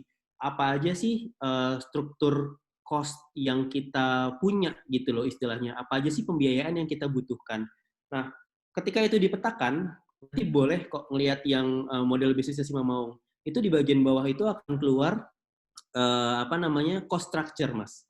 Struktur cost kita tuh apa aja sih yang keluar di sana? Bisa nggak ya struktur cost kita itu diefektifkan? Lalu kemudian keluar nih sebuah besaran tertentu, misalnya X rupiah gitu ya. Nah, X rupiah ini dari mana nanti kita bisa nutup biaya liputan, biaya server, misalnya biaya koneksi, kita udah perlu sewa ruangan atau belum sih, dan lain-lainnya. Nah, itu baru ketahuan. Jadi, gimana teman-teman di luar 4 besar ini bisa bertahan, tentunya akan sangat unik sih sebenarnya strategi di masing-masing tempat tadi. Salah satu yang bisa teman-teman coba untuk jajaki adalah, seperti yang kami coba juga lakukan di Simamaung adalah, ketika si klub punya brand partner atau sponsor, itu salah satu yang pertama yang bisa kita jajaki untuk kita kolaborasikan gitu. Nah, tinggal tadi apakah sesuai atau enggak dengan teman-teman nih secara bisnis misalnya seperti itu. Nah, minimal ngejar dari situ dulu sih, Mas. Karena kalau kita bicara jualan paid promote di social media, itu tentunya kita akan sangat mengandalkan pada saya harus punya followers yang sangat banyak. Sementara misalnya kita punya klub kita itu ekosistemnya belum besar. Nah, salah satu yang akhirnya bisa dipakai untuk menjadi alternatif adalah memang kita juga mendekati kepada brand yang sudah ada di dalam klub, karena mereka mungkin tidak hanya mengejar ke arah luasnya, tapi juga mengejar ke arah kedalaman materi informasi yang bisa diberikan oleh brand kepada audiens. Itu sih menurut versi saya ya. Tapi balik lagi, kuncinya adalah, yuk Mas kita petain nih medianya di mana, potensinya seperti apa. Makanya di tahapan idealnya itu adalah yang paling lama memang dikerjainnya, identifikasi, untuk benar-benar tahu ada apa saja di dalamnya, di saya, di media kita maksudnya, dan di audiens di luar kita. Oke, terus yang ketiga ini ada Mas Putra, collaboration. Iya Mas, jadi kebetulan tadi kita ngebahas bagi Simamaung ini adalah what's next ya. Nah, ini berangkat dari model bisnis kami yang terdampak pandemi sebenarnya. Jadi salah satu model bisnis kita kan iklan ya. Nah, iklan itu kalau kita bebankan kepada pengiklan, dalam hal ini adalah teman-teman brand lokal di Bandung atau di Jawa Barat, tentunya mereka juga lagi berat nih, gitu. Mereka lagi berat kalau mereka harus bayar di depan, sementara performa iklan kita belum tentu memberikan yang optimal bagi dia. Misalnya dia bayar X rupiah untuk iklan, nah apakah dari iklan sekali dia pasang itu nantinya akan memberikan dampak nih buat dia. Nah, karena kami biasa ngerjain brand, kita juga kepikiran Mas, jadi kasihan nih. Kalau buat kaminya sih ya terima-terima aja ya. Oke, harganya X rupiah nih, paid promote. Tapi kita juga mikir, waduh, kita pengennya sustain nih. Kita pengennya bisa bareng-bareng sama-sama. Nah, akhirnya kita mencoba menciptakan, oke, nggak usah bayar iklan, kita kolaborasi aja. Model bisnisnya adalah dari Simamaung itu akan bantu grafis, kemudian kita akan bantu redesign kemasan jika memang akhirnya dibutuhkan. Yang ketiga itu istilahnya re-engineering produk. Jadi penciptaan sebuah produk yang mungkin relevan antara brand mereka dengan brand Simamaung gitu. Nah, salah satu yang sudah jalan adalah si es kopi Maung. Es kopi Maung itu ini mungkin sudah bulan ketiga dan memang itu sebuah percontohan. Nah, ketika kemarin di masa pandemi itu menjadi produk yang kalau buat di gerainya dia es kopi Maung itu adalah jualan yang paling banyak laku. Nah, dari situ akhirnya kita, di percobaan pertama kemarin kita berhasil dengan satu produk, yuk kita luaskan ke, sekarang kita bilangnya batch 1 kolaborasi gitu ya. Nah, di sini model bisnisnya atau model kerjasamanya adalah tadi, kami akan menyediakan, jadi iklan buat kami itu tidak lagi menjadi dibayar satuan, tapi kami akan memberikan unlimited bagi mereka. Jadi setiap hari kita akan promosikan produk-produk mereka. Nah, tapi akhirnya ketika produk mereka kita promosikan, buat kami itu menjadi punya nilai yang misalnya beda nih, kita mempromosikan produk sepatu, mungkin teman-teman bisa lihat di salah satu timeline kita ada produk sepatu yang tidak ada brand kitanya gitu loh. Itu rasa kepemilikan kita terhadap si promo tersebut menjadi kurang. Tapi ketika nanti kita punya produknya barengan, kita punya rasa kepemilikan, mereka juga akan terbantu. Nah, dari situlah kolaborasinya, Mas. Nanti bentuknya adalah kita akan fair-fairan berdasarkan penjualan. Gitu. Jadi kita akan ada persentase dari penjualan yang akhirnya kita akan ambil sebagai apa namanya istilahnya biaya promosinya kita, tapi hanya ketika produk terjual. Jadi kita benar-benar istilahnya performance based marketing gitu. Jadi kalau kita benar-benar bisa bantu dia jualan, ya produk yang terjual itu aja. Dan yang akan kita kerjasamakan secara revenue sharingnya pun hanya produk tersebut. Jadi kalau kita promosiin produk itu, masuk ke tokonya dia, audiens kita, ternyata belanjanya produk yang lain.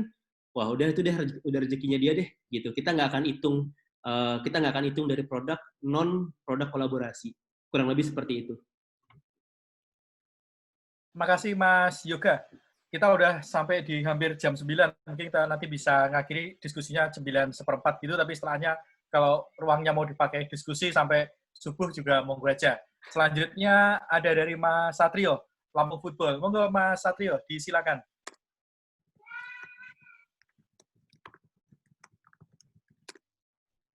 Silakan Mas.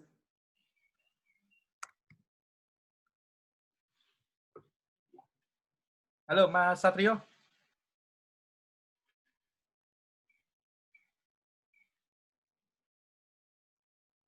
Belum ada respon. Monggo silakan teman-teman.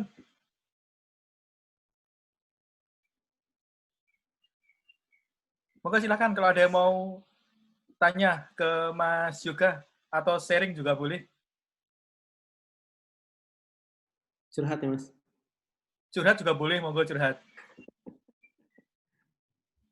Monggo silakan. Langsung aja boleh, karena nggak ada yang nulis di chat. Udah. Saya boleh, Pak? Monggo silakan, Mas. Pak Yoga, Pak mau bilang aja Pak, bahwa emang di 2019 akhir tuh kita udah sempet bikin kayak semacam gathering Pak sama teman-teman. Ada Mas Arista waktu itu ikut, Mas Mildan, ada Dex juga dan Retropus dan lain-lain ikutan gitu Pak. Dan maksudnya di sana emang jadi momen yang menurut saya sendiri ya gitu, jadi momen yang dekat banget gitu antara kita gitu dari representasi PSSI waktu itu diwakilin masih sama Ratu Tisa, terus dan teman-teman juga banyak dari influencer media sosial, ada dari Instagram juga Garuda Revolution dan lain-lain. Dan menurut saya di situ momennya bikin kita memang dekat banget gitu Pak.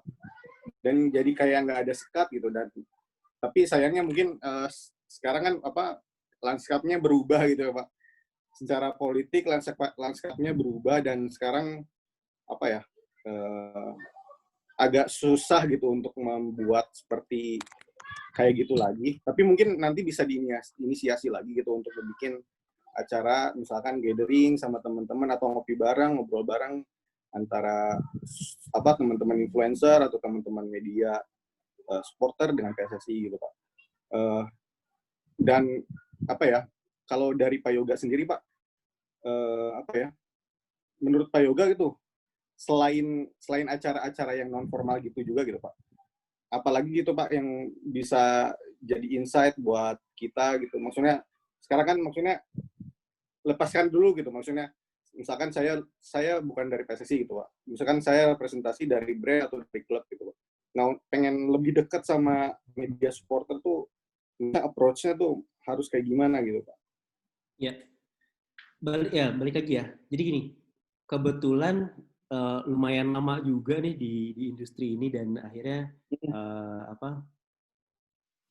sedikit paham behavior lah. Nah, ketika kita bicara regulator, kita bicara regulator dulu ya. Ketika kita bicara regulator, salah satu yang kita hadapi itu adalah inkonsistensi kan. Inkonsistensi dalam arti ketika Gary punya program, tapi kemudian ke depan nih Gary udah nggak ada lagi, discontinue nih programnya. Nah, berulang aja terus kayak gitu. Jadi akhirnya kan distrust itu akan relatif mudah terjadi ya gitu. Makanya saya bilang memang sangat perlu ada gestur positif dari PSSI untuk hal ini. Artinya gini, pertemuan formal, memberikan edukasi, kayak misalnya gimana caranya, kan Gary ini kan sangat mendalami algoritma media sosial gitu ya. Nah, bikin sharing session untuk teman-teman media komunitas seperti ini gitu ya, itu akan ada apresiasinya loh. Nah, tapi jangan salah juga, yang diapresiasi itu bisa jadi Gary-nya. Gitu. Oh, Gary jagoan nih gitu loh. Oh, Gary ngasih kita materi yang oke nih gitu loh istilahnya. Nah, gimana dengan regulatornya? Memang akhirnya perlu ada gestur gitu. Nggak bisa enggak gitu loh, karena orang akan melihat PSSI gitu misalnya. PSSI siapa? Kan itu akhirnya jadi sebuah hal yang cukup natural ya terjadi gitu loh. Pas zaman siapa ya gitu loh. Jadi nggak bisa misalnya, oh saya punya hubungan baik dengan PSSI. Nah itu menjadi sebuah kalimat itu menjadi sebuah kalimat yang punya batasan waktu. Kebayang nggak? Jadi saya punya hubungan baik dengan PSSI. Sekarang, dulu, atau kapan gitu loh. Bayang, nggak, itu sebuah kalimat yang tidak berusia panjang, Ger. Jadi akhirnya memang memang harus ada usaha-usaha positif ya di sana gitu loh. Secara media sosialnya sendiri juga, ya kita kan cukup terbiasa ya kalau kita sebagai, mungkin kalau buat kami Simamau mention Ong Isnade, mention emosi jiwaku, itu menjadi satu hal yang nggak perlu ada aturan gitu loh. Tapi ketika kita bicara misalnya @PSSI, kemudian mengapresiasi emosi jiwaku, itu akan ada sesuatu nggak ya gitu loh. Pasti akan ada pemikiran seperti itu juga gitu loh istilahnya.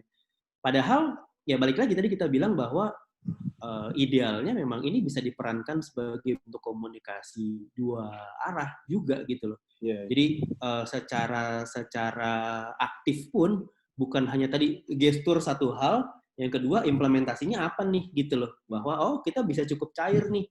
Oh karena kita udah tahu emosi jiwaku siapa gitu loh, misalnya Ong Isnade siapa gitu istilahnya. Nah, tapi jangan sampai juga kejadian bahwa kita tahu Ong Isnade siapa, tapi Ong Isnade nggak tahu siapa PSSI-nya. Nah, itu kan yang akan kejadian nih. Tadi saya bilang, oh saya punya hubungan baik dengan yang lagi megang akunnya PSSI. Nah, itu ada tanda pengenal waktu, now gitu misalnya. Atau seminggu yang lalu gitu misalnya. Jadi umurnya tidak sayangnya menjadi seakan-akan tidak panjang gitu. Siapa? Gitu.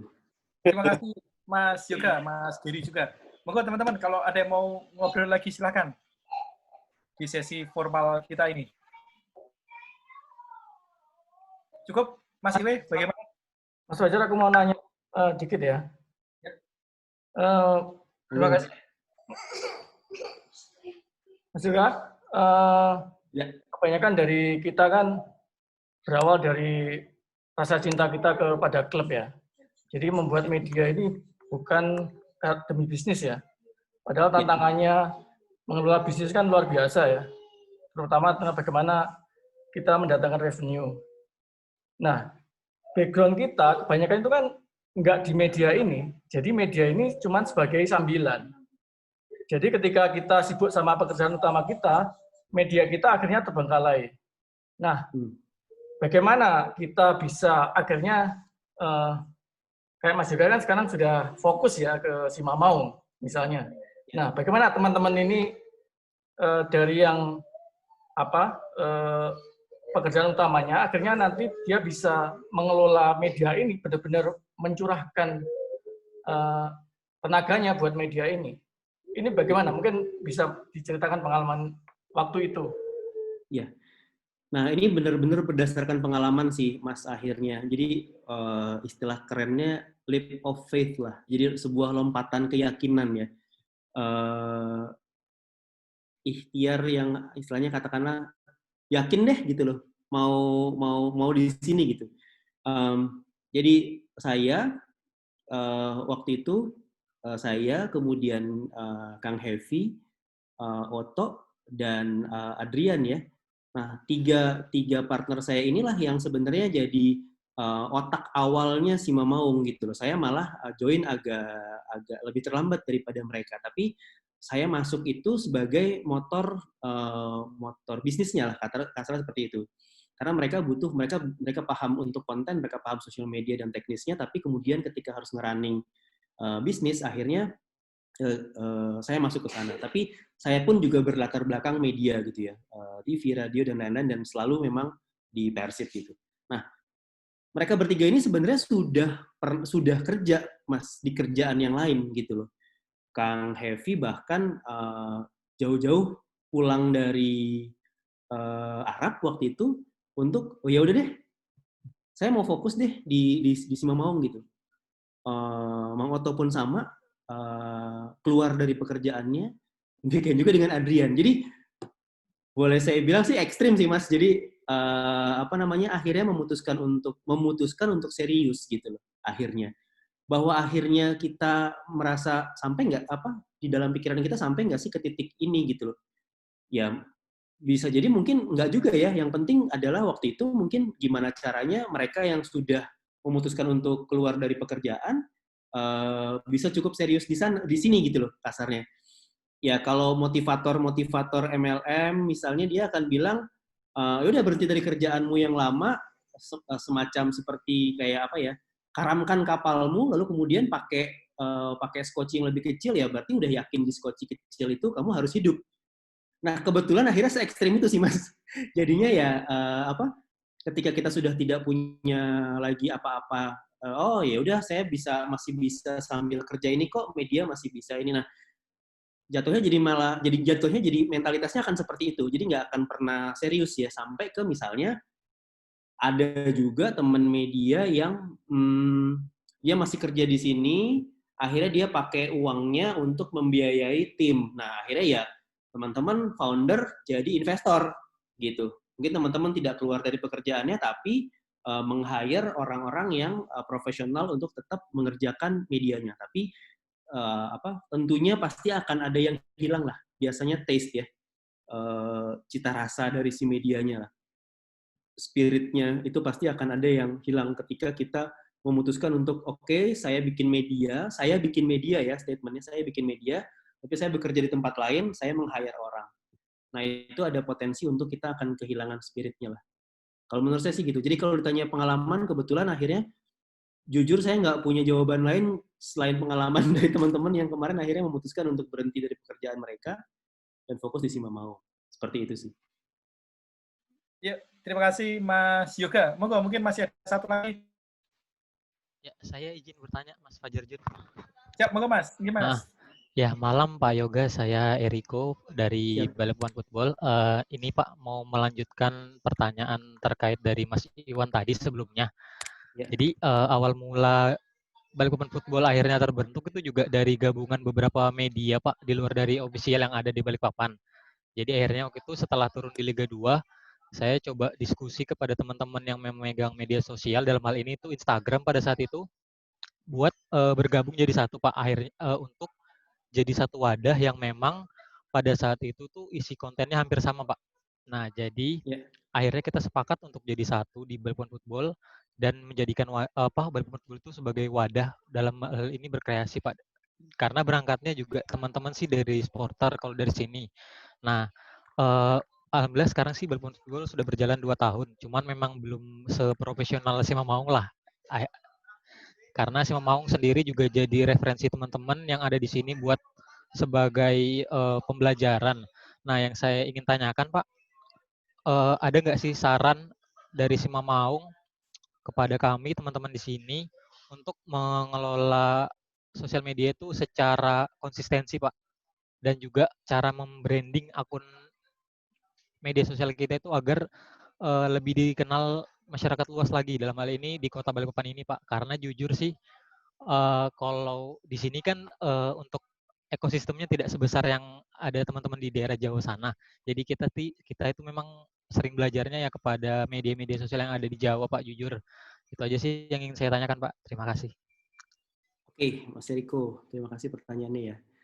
Kalau boleh tahu, sekarang di dalam timnya udah berapa orang Mas Eriko?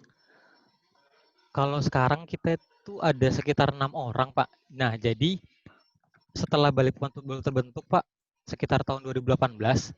Nah, ketika 2019 itu di tengah musim kan tim Persiba officialnya ini tidak punya media officer Pak. Dalam artian ada, cuman dia tidak bisa keluar. Jadi waktu itu kita memutuskan untuk ke Martapura Pak untuk menonton pertandingan di sana. Nah, sepulang dari Martapura ini ada 2 tim kami yang dipanggil oleh manajemen, dan akhirnya 2 tim dari kami ini sampai sekarang sih masih memegang akun dari media officialnya Persiba. Nah, jadinya pergerakan yang awalnya di Balapon kita fokuskan bareng-bareng, akhirnya harus terpecah Pak. Karena kan nggak bisa kita jadikan satu, karena kan jelas kontennya berbeda, dan juga kita tidak ingin menggabungkan supaya tidak terganggu juga pekerjaan teman-teman yang akhirnya ke media official. Nah, jadi untuk sekarang sih yang 2 orang ini tetap berlanjut di media officialnya, dan sisanya kami berempat ini memikirkan di Balapon Football-nya. Meskipun kadang sering berdiskusi juga dengan teman-teman yang memegang media sosial terkait Persiba di sini Pak, gitu. Ya. Oke, lebih pas salah satu referensi yang teman-teman bisa jadikan pembelajaran itu adalah mungkin tidak relevan apple to apple ya, tapi tim Borneo yang kemarin saya ajak ngobrol itu satu, mulai dari mungkin secara tatanan masyarakatnya mungkin agak mirip mungkin agak mirip. Yang kedua, secara tim pun mereka tidak dikelola oleh tim yang besar, yang banyak gitu ya, dengan alat yang juga wah lah gitu istilahnya. Nah, bisa belajar juga dari mereka nih, Eriko. Kenapa? Karena artinya gini, mungkin Sima Maung, Emosi Jiwaku, Ongis Nade bisa kamu jadikan sebagai referensi. Benar. Tapi jangan ikuti polanya dalam arti misalnya jumlah posting nih. Nah, tahap pertama adalah identifikasi tadi gitu ya. Identifikasi juga kemampuan tim dengan 4 orang. Nah, 4 orang ini apa aja nih kemampuannya gitu loh. Kalau ternyata dari 4 orang ini, misalnya ekstrimnya tidak ada desainer. Oke. Nah, berarti apa yang teman-teman bisa lakukan sih dengan berempat ini gitu loh? Apakah up to date-nya kah? Apakah kedalaman informasinya kah? Tadi punya informasi dari orang dalam gitu mungkin ya. Apakah itu yang bisa dimanfaatkan untuk menjadi value dari Balikpapan Football? Nah, mencari value-nya dulu sih, Eriko gitu. Nah, value itu tidak sejajar dengan jumlah posting gitu loh. Bisa sejajar dengan jumlah posting, artinya value saya postingnya banyak gitu. Nah, tapi kan balik lagi nih, kemampuan kalian sendiri seperti apa? Seperti itu ya gitu contohnya. Ada nih di Bandung ada akun namanya Remember Persib gitu. Nah, akun Remember Persib itu juga akun yang dikelola oleh supporter gitu, tapi dia fokus pada grafis. Jadi dia hanya membuat grafis-grafis yang bagus gitu. Kadang-kadang menampilkan data, lebih sering lagi sebenarnya dia mengedit gambar sehingga akhirnya secara estetika bagus. Nah, saya menangkap value-nya si Remember Persib adalah dia menampilkan grafis yang bagus. Nah, temukan value-nya dulu, Eriko. bagi Balikpapan Football itu apa sih? Nah, value-nya ketemu, coba deh konsisten di sana gitu loh. Bahkan ketika misalnya ada juga teman-teman yang main di ranah tadi clickbait gitu misalnya. Ya. Saya bilang saya tidak menyalahkan clickbait, hanya kita beda mazhab aja gitu loh. Itu juga silahkan gitu loh kalau ternyata memang itu yang ingin dijalani. Media sosial mana yang kamu kuat? Instagram kah? Twitter kah? YouTube kah? Atau bahkan sekarang podcast kah? Yang mana yang kuat? Nah, coba didalemin dulu tuh dari situ. Teman-teman berempat maunya di mana? Web atau bahkan misalnya web ya gitu loh istilahnya. Yang mana nih yang teman-teman coba untuk konsistensi? Nah, pertanyaan berikutnya adalah gimana nge-branding? Branding itu kita dulu di Simamaung itu selalu bersinergi sih. Kita akan bilang bahwa Simamaung itu tidak lahir sendirian. Ketika era Twitter mulai keluar, waktu itu ada satu akun di Bandung yang juga cukup besar namanya Info Bandung. Ya udah kita tektokan aja gitu loh sama dia. Sehingga akhirnya kita juga terbantu secara promosi. Kayak tadi saya bilang, enaknya kita di akun komunitas, beda sama akun brand atau akun regulator atau akun pemerintah, itu kita lebih fleksibel untuk bekerja sama dengan siapapun. Jadi kamu bisa bersinergi dengan akun lokal lainnya siapa gitu untuk saling promote. Zaman Twitter dulu ada hashtag #FFFollowFriday. Nah, itu kita sering banget tuh mengaktifkan itu gitu loh. Dan mungkin ada satu karakter di Simamaung yang akhirnya membuat dia punya punya kekhasan adalah tadi two-way communication-nya. Jadi admin kita nih salah satunya yang tadi saya bilang karena lama kerja di Arab gitu ya, bahasa Arabnya bagus banget gitu. Nah, kadang-kadang dia suka sharing tentang bahasa Arab kan. Cara baca, penulisan dan lain-lain itu udah nggak relevan dibanding sama bolanya gitu. Tapi akhirnya di situ juga ada masanya loh gitu loh. Ternyata dapat apresiasi juga. Tapi lagi-lagi itu dibentuk setelah kita tahu karakter medianya mau jadi kayak gimana. Gitu kok. Baik, siap. Terima kasih Pak Yoga untuk sharingnya. Terima kasih Mas Yoga dan teman-teman semua yang sudah ikutin dari tadi mulai jam 19.35 kita tadi mulai dan tidak terasa kita udah lama banget ngobrol. Saya yakin kalau dilanjutkan bisa sampai subuh nanti kita ngobrolnya work from home. Apalagi kalau di Jogja sambil minum kopi jos. Semoga suatu saat kita bisa kopi darat gitu. Kalau saya sih pasti siap memfasilitasi kalau teman-teman butuh kopi darat minimal. Kalau ruangan bisa pakai kampus deh, mau dipakai sampai jam berapapun, ruangan kapasitas apapun bisa saya sediakan nanti buat ngobrol-ngobrol di kampus gitu. Ada teman-teman di Jogja juga siap menyambut pasti. Ada Mas Mikkel dari Gantigul juga yang masih gabung sampai saat ini, terus teman dari Yodap juga. Teman-teman, selanjutnya kita tutup diskusi kita secara formal. Sekali lagi kami mengucapkan terima kasih sekali pada teman-teman semua yang sudah bergabung di acara kita perdana ini. Semoga silaturahmi kita tetap terjaga, mengikuti Mas Yoga tadi, kolaborasi is the future, kolaborasi bahkan not the future, mungkin sudah present dari sekarang kita sudah harus mengawali gagasan kolaborasi itu tidak hanya menjadi wacana tapi menjadi praksis dalam kehidupan keseharian kita bermedia dan berjejaring. Sekali lagi Mas Yoga, hatur nuhun, terima kasih sekali sudah berbagi luar biasa. Tidak terasa mungkin sudah seperti 6 SKS malam ini gitu. Kalau saya mungkin suatu saat kalau kuliahnya sudah normal akan undang Mas Yoga untuk ngajar jadi dosen tamu di kampus 1 atau 2 sesi ke Jogja biar bisa memberikan insight buat teman-teman mahasiswa nanti ke depan. Sekali lagi saya mengucapkan terima kasih pada teman-teman semua yang sudah bergabung. Terima kasih Mas Iwe yang sudah buat publikasi acara ini, kemudian mengundang teman-teman semua. Sekali lagi matur nuwun untuk teman-teman semua. Secara resmi forumnya saya akhiri, tapi tidak perlu live. Mohon maaf jika ada kata-kata yang kurang berkenan selama membawakan forum ini. Semoga kita bisa terus ngobrol-ngobrol seperti ini. Kalau teman-teman butuh ngobrol, nanti silakan berkabar aja. Roomnya akan selalu siap untuk saya bukakan. Gitu. Begitu teman-teman. Sekali lagi matur nuwun. Terima kasih sekali. Assalamualaikum warahmatullahi wabarakatuh. Waalaikumsalam warahmatullahi wabarakatuh.